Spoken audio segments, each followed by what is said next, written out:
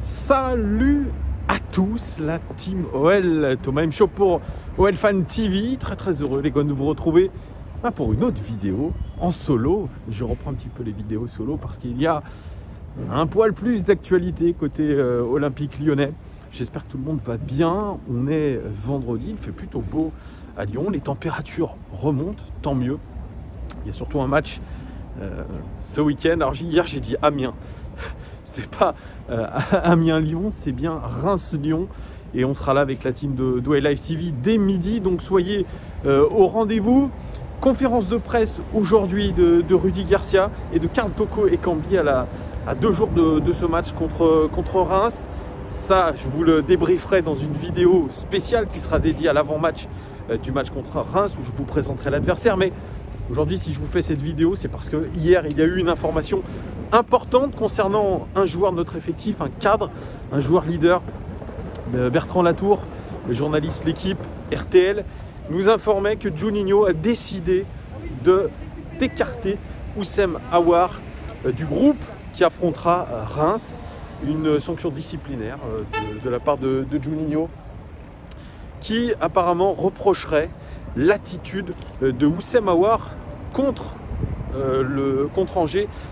Parce qu'il on recontextualise un petit peu. Oussem Aouar était blessé aux adducteurs, beaucoup de pépins physiques depuis ce début de saison, blessé aux adducteurs Oussem Aouar, et Rudy Garcia l'avait dit dans sa conférence de presse, il n'était pas capable de tenir 90 minutes, et apparemment quand il y avait 0-0, pour forcer un petit peu la décision, Rudy Garcia avait décidé de lancer dans l'arène Oussem Aouar. Il lui a demandé d'aller s'échauffer, non assez systématique de Oussem Aouar, qui a dit à son coach que vu l'état de la pelouse, il ne voulait prendre aucun risque par rapport à son retour de blessure aux adducteurs, ce qui a été apparemment approuvé par les coachs, les différents coachs, que ce soit Claude Fichot ou Rudy Garcia.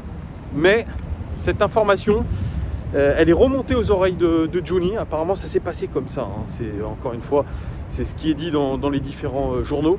Elle est remontée aux oreilles de Juninho, qui a tout simplement décidé d'écarter Oussem Aouar pour ce comportement-là. Alors bien sûr, on nous a parlé aussi hier d'un refus de travail physique après le match contre Angers. Donc je pense qu'il y a un mélange de tout, mais c'est pas la première fois que Oussem Aouar est au cœur un petit peu de problèmes de comportement. Alors même si certains me disent il n'a pas la tête d'un mauvais garçon, etc.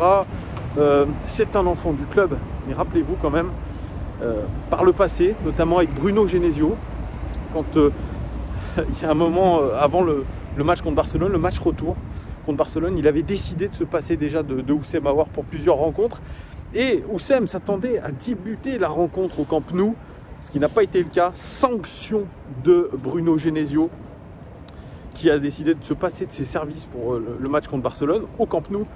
Il n'est même pas rentré en jeu. Donc vous voyez, ça ne date pas d'aujourd'hui, ce problème avec Oussem Aouar, qu'on dit qu'il a un caractère plutôt boudeur. C'est un garçon boudeur, c'est quelqu'un qui n'aime pas qu'on se passe de lui, qui est quelqu'un qui a, je pense, beaucoup de fierté.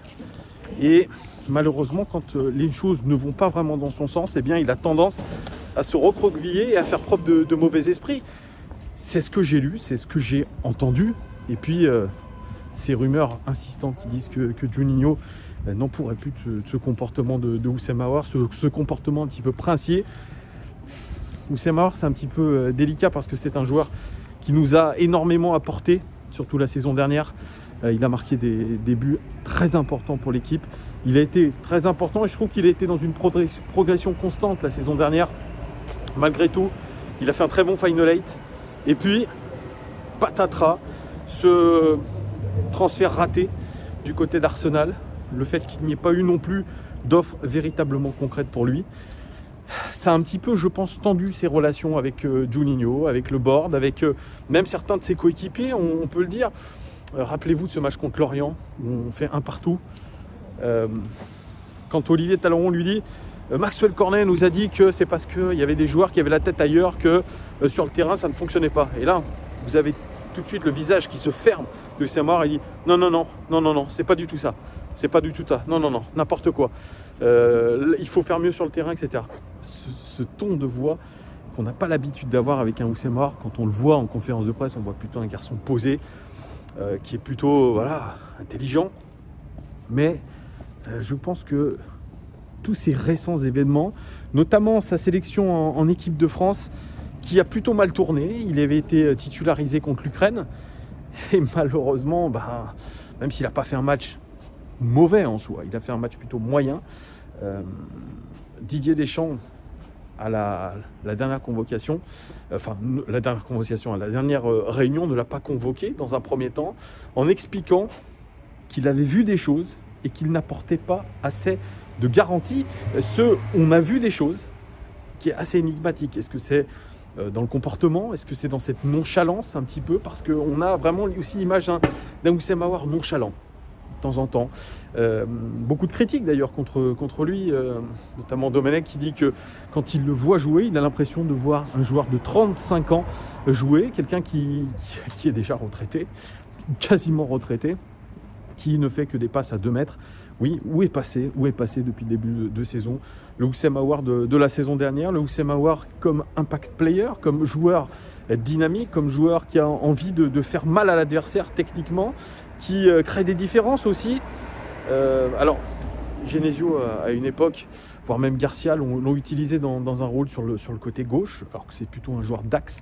C'est un poste qui demande beaucoup de débauche d'énergie, un gros volume de jeu, ce que peut-être Oussem Aouar n'a pas encore complètement, quoique quand il avait été utilisé dans un double pivot, notamment contre City avec Ndombele, il avait été absolument énorme à l'aller comme au retour. Donc on a connu quand même un Oussem Aouar bien meilleur aussi dans l'état d'esprit. Et aujourd'hui, malheureusement, je rejoins un petit peu coach Larquet qui disait il n'y a pas si longtemps que ça, il y a une semaine sur les antennes de RMC, que le joueur était en train de se déliter complètement, qu'il était en train de plonger et qu'il était déjà à un tournant de sa carrière. Oui. Parce qu'à Lyon, il a peut-être rien gagné, mais en tout cas, il a progressé d'année en année. On lui a donné des responsabilités. On lui a donné notamment le capitanat. C'est un des vice-capitaines de cette équipe. Donc aujourd'hui, le fait que Juninho l'écarte de l'équipe contre Reims prouve que le malaise est très profond et que ce n'est pas uniquement peut-être cette attitude contre le SCO d'Angers qui est visée, mais plutôt une attitude globale, peut-être des réflexions, peut-être aussi paye-t-il les négociations avec son frère. Est-ce qu'il y a vraiment eu de la courtoisie? Est-ce qu'il y a eu de l'honnêteté? Est-ce qu'il y a eu de la loyauté aussi de la part du clan Aouar dans cette histoire? Est-ce que depuis qu'il a été non transféré, il est en train de traîner ses pieds tout simplement, et que toutes ces histoires de blessures, etc. sont un petit peu psychosomatiques, c'est-à-dire qu'il a lâché mentalement, et donc quand vous lâchez mentalement, quand la tête ne suit pas, les jambes ne suivent plus, le corps ne suit plus. Moi, je suis à 2 doigts de penser ça. Je ne le connais pas personnellement, Oussem Aouar. J'ai jamais eu vent de grand-chose. Voilà, on ne m'a pas dit vraiment grand-chose sur son état d'esprit, mais de ce que j'ai pu lire. Voilà, à droite à gauche encore. Est-ce que c'est vrai ou pas? Je ne suis pas là pour accabler Oussem Aouar, mais cet état d'esprit, de temps en temps, il manque à Oussem Aouar. C'est un garçon boudeur, c'est un garçon qui a beaucoup de fierté. Et peut-être que le fait qu'il n'était pas transféré en fin de saison dernière, peut-être que sa fierté en a pris un coup. Alors bien sûr, il est venu sur les plateaux pour dire qu'il était fier et honoré de continuer à jouer pour son club de cœur. Voilà, c'est beaucoup de pipeaux aussi, on s'en rend compte aujourd'hui. Je crois que l'attitude... j'espère que ça n'a pas bloqué la vidéo. L'attitude n'est aujourd'hui pas du tout en lien avec ses paroles. Voilà, on peut même faire le comparatif avec Memphis Depay. Memphis Depay, lui, il n'est pas parti à Barcelone, mais son état d'esprit reste intact. C'est un joueur aujourd'hui qui est important dans notre collectif, malgré que dans ses déclarations, il est déclaré qu'il voulait passer à autre chose. Mais je préfère un joueur, au final, qui déclare des choses dans la presse comme quoi il ne veut pas rester à Lyon et que sur le terrain il donne tout, que l'inverse, qu'un Oussem Aouar qui soit un petit peu faux dans ses déclarations et qui sur le terrain n'assume pas en tout cas ce qu'il a dit dans des interviews. Donc voilà ce que je pense de Oussem Aouar. Houssem Aouar, malheureusement, ça sent pas très bon. S'il n'y a pas vraiment un revirement de situation, un revirement d'état d'esprit pour lui, ça sera probablement compliqué jusqu'en janvier, où il faudra absolument lui trouver une porte de sortie. Ou peut-être que ce problème se réglera. En tout cas, je vous fais cette vidéo avant la conférence de presse de Rudy Garcia. J'en reparlerai dans mon avant-match du match de dimanche. On verra ce qu'a dit Rudy Garcia. Moi, je vous parle un petit peu de la globalité de ce que fait Houssem Aouar. Mais Houssem Aouar aussi, peut-être que la starisation, peut-être que le talent lui est monté un petit peu trop vite à la tête. J'ai en tête cette vidéo qu'il a faite avec Memphis Depay quand ils sont partis à Los Angeles, où finalement, en tant que disciple de Memphis Depay, peut-être influencé par Memphis Depay, eh bien, il s'est pris des vacances à l'américaine, teintées de clips de rap, de voitures de luxe. Vous allez me dire, mais c'est tous les footballeurs qui sont comme ça. Oui, mais c'est bien le problème aujourd'hui, c'est que il n'y a peut-être pas un entourage qui est capable de lui remettre les pieds sur terre en lui disant que voilà, tu n'y es pas arrivé, garçon. C'est pas parce que à l'OL tu touches, je crois qu'il est le 2e ou 3e salaire du club. Il a été prolongé à des conditions absolument phénoménales, Houssem Aouar. Donc preuve qu'on lui a fait confiance aussi. Donc le fait aujourd'hui qu'il ne rende pas complètement cette confiance, en tout cas qu'il ne soit pas loyal avec son club formateur, je trouve ça absolument détestable. Voilà, je lâche ce mot, c'est détestable. Ça montre bien une mentalité aujourd'hui chez certains jeunes joueurs, pas qu'à l'Olympique Lyonnais, mais en règle générale. Ces jeunes joueurs ne respectent plus ce qu'on dit, on dit l'institution. Alors bien sûr, c'est un terme à la mode. Quand Silvino disait, quand il est arrivé, il a fait une parole un petit peu marketing, mais pour un petit peu se faire apprécier, il avait dit le meilleur joueur de l'Olympique Lyonnais est né en 1950 et il s'appelle l'Olympique Lyonnais. Mais c'est la vérité, c'est-à-dire qu'aucun joueur aujourd'hui ne doit être au-dessus d'un club, même Lionel Messi au FC Barcelone. Et c'est bien triste que ce joueur, soit au-dessus d'un grand club comme le FC Barcelone. Donc non, Houssem Aouar n'est pas au-dessus du club l'Olympique Lyonnais, de par déjà son début de saison et de par la mentalité qu'il véhicule. Et on voit très bien qu'en 2 ans, sa mentalité au final n'a pas évolué. Quand il est dans le dur, quand il est un petit peu piqué, eh bien, qu'est-ce qu'il fait? Il ne se retranche pas dans le travail, il se retranche dans la bouderie. Et ça peut pas aller. Alors bien sûr, on va me dire, mais Rudy Garcia, il était d'accord, Claude Fichot aussi, ils n'ont pas compris la décision de Juninho.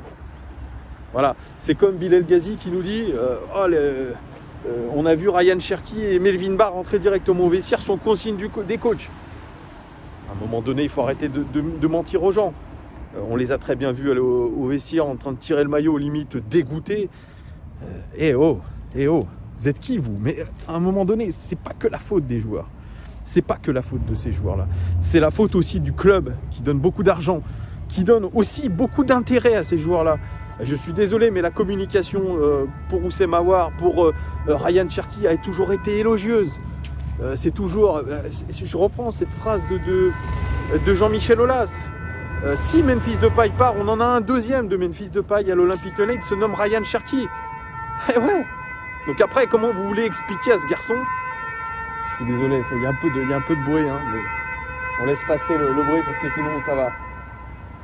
Voilà. Comment ensuite voulez-vous expliquer à ce joueur-là, quand vous êtes coach, qu'il ne joue pas parce qu'il n'est pas meilleur que son concurrent? C'est complètement ubuesque. C'est complètement ubuesque, les gars.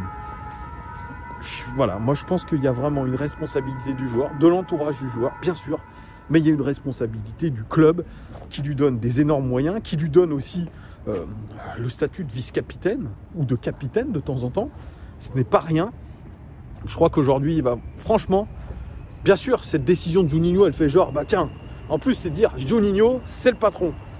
Alors qu'on dit c'est Juninho et Vincent Ponceau qui ont décidé ça. Vous voyez, donc il y a une espèce aussi de communication du genre, nous, vous savez, on laissera rien passer. Et ce qu'on veut, c'est de la discipline. C'est ce qu'avait dit d'ailleurs Juninho dans une interview. Il a dit, moi je veux le retour d'une discipline. Quand il y avait Silvino, ce qui m'étonnait, c'est que tout le monde faisait n'importe quoi dans le vestiaire.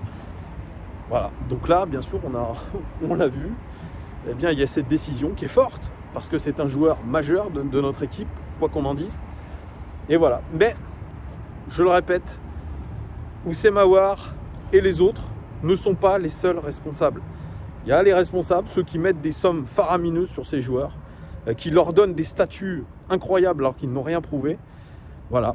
C'est pour ça qu'aussi, peut-être Didier Deschamps, bien, peut-être par l'attitude à l'entraînement de Oussem Aouar, essayer de le piquer aussi en lui disant écoute garçon, ton match contre l'Ukraine, il n'a pas été fantastique. Derrière, tu as boudé. Je ne sais pas pourquoi tu as boudé. Parce que tu étais en tribune contre le Portugal. Et ben nous, on a vu des choses. Ben, on ne te reconvoquera pas. Derrière, il y a eu, je crois, le forfait de Nabil Fekir. Il a été reconvoqué derrière. Malheureusement, il n'a pas pu y aller à cause de sa blessure aux adducteurs, etc. Donc, c'est un espèce de cercle vicieux qui fait qu'aujourd'hui, mentalement, je pense que le garçon est touché. Et que sa situation, elle est un peu bancale. Bref, il faudra attendre, je pense, ce que va dire Rudy Garcia pour justifier tout ça. On verra ce qu'il aura à nous dire. En tout cas, je reprécise, je fais cette vidéo avant la conférence de presse de Rudy Garcia. J'en reparlerai bien évidemment dans mon avant-match. Voilà, dites-moi vous ce que vous pensez de la sanction de Juni. Que pensez-vous aussi de l'attitude supposée de Oussem Aouar, mais globalement de ce que renvoie le joueur. Dites-moi tout en commentaire. En tout cas, merci de votre fidélité les gars. Mettez un like, abonnez-vous, partagez cette vidéo, c'est toujours très important. Merci en tout cas de nous suivre de plus en plus nombreux. À très bientôt les gones, bon début de week-end. Ciao.